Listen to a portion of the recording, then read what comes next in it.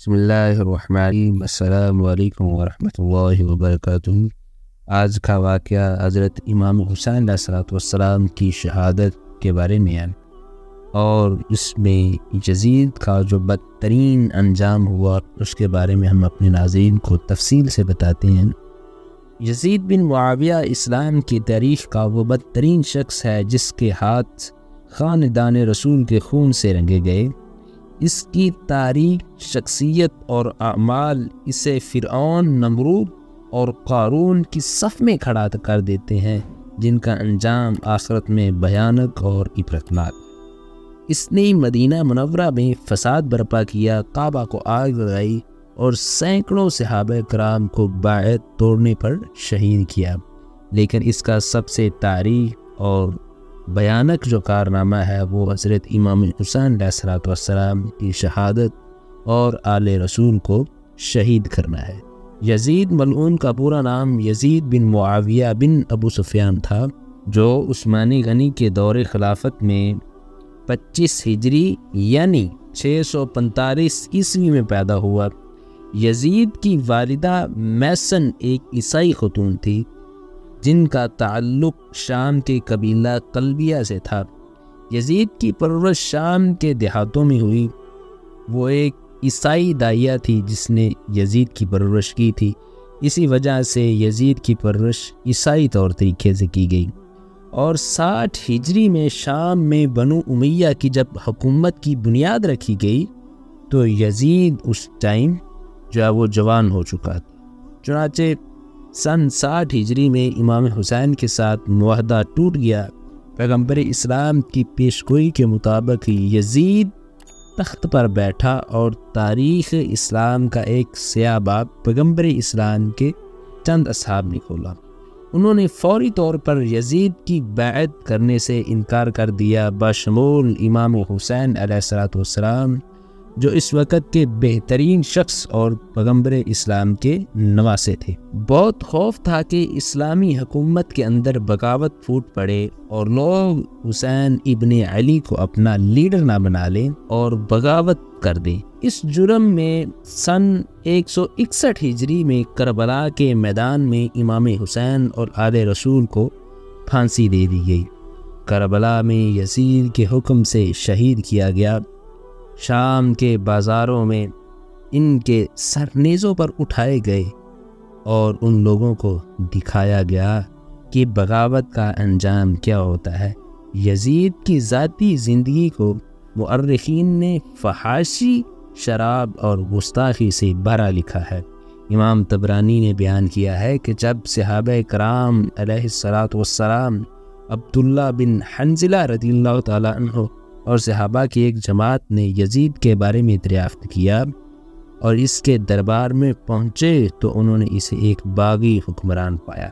چنانچہ ابن حنظلہ کہتے ہیں کہ جب کہ خدا کی قسم ہم یزید کے دربار سے ایسی حالت میں نکلے کہ آسمان سے پتھروں کی بارش سے ڈر رہے تھے۔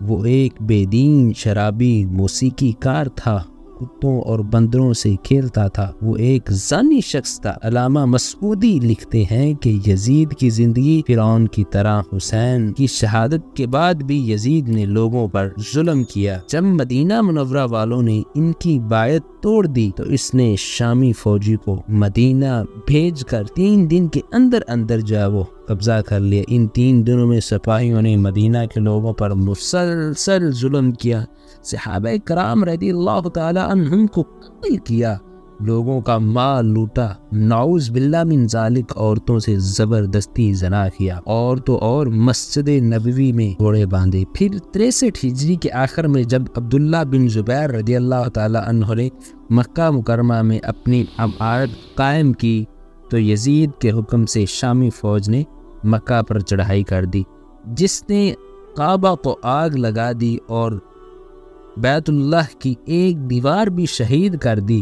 کربلا کے اسیران کے مطابق یزید کی حکومت کے چند ہی دن باقی تھے کہ دنیا اور آخرت میں تباہ ہونے لگا۔ یزید کی موت کے بارے میں مؤرخین کے مختلف اقوال ہیں اور روایات ہیں، جن میں سب سے صحیح اور صحیح القول جس کو کہتے ہیں وہ یہ ہے، شہادت حسین کے بعد جب یزید جشن اور تکبر میں مست تھا، اس وقت اس نے مکہ پر حملہ کرنے کا حکم نامہ جاری کیا۔ یہ سن 64 ہجری میں ربیع الاول کا مہینہ تھا۔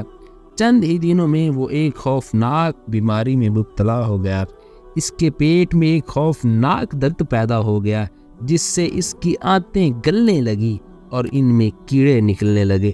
نعوذ باللہ من ذالک، دمشق کے بڑے بڑے طبیبوں کو بلایا گیا، لیکن وہ یزید کو اس مرض سے شفا نہ دے سکے، کیونکہ یہ کوئی مرض نہیں تھی، یہ تو اللہ تبارک و تعالیٰ کا عذاب تھا، اللہ کا غضب تھا، جو اس کی آنتیں گلنے کے بعد اسے قبر میں لے جانے والی تھی۔ وہ بستر پر مچھلی کی طرح کراہنے لگا اور اپنے بستر پر پاؤں مارتا اور رات بھر درد سے چیختا رہتا، اور جب درد کی شدت سے چیختا تو خنزیر کی طرح اس کی آواز نکلتی، اور اگر اس نے پانی پینا تو اسے ایسا درد محسوس ہوتا جیسے چھری گلے میں جا رہی ہے۔ طریق کامل کے مطابق 15 ربیع الاول کو وہ اس حالت میں مبتلا ہو کر جہنم واصل ہو گیا۔ جب اس کے درباری اس کے قریب گئے تو یزید کے جسم سے بھیانک بدبو آنے لگی، جس سے لوگ بھاگنے لگے۔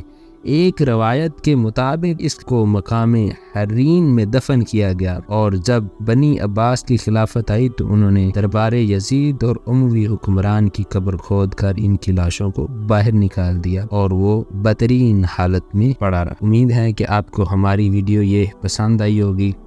ہمارے چینل کو سبسکرائب کر لیں، ویڈیو کو لائک اور شیئر کرنا مت بھولیے گا۔ جزاک اللہ خیرا فی الدنیا والآخرہ۔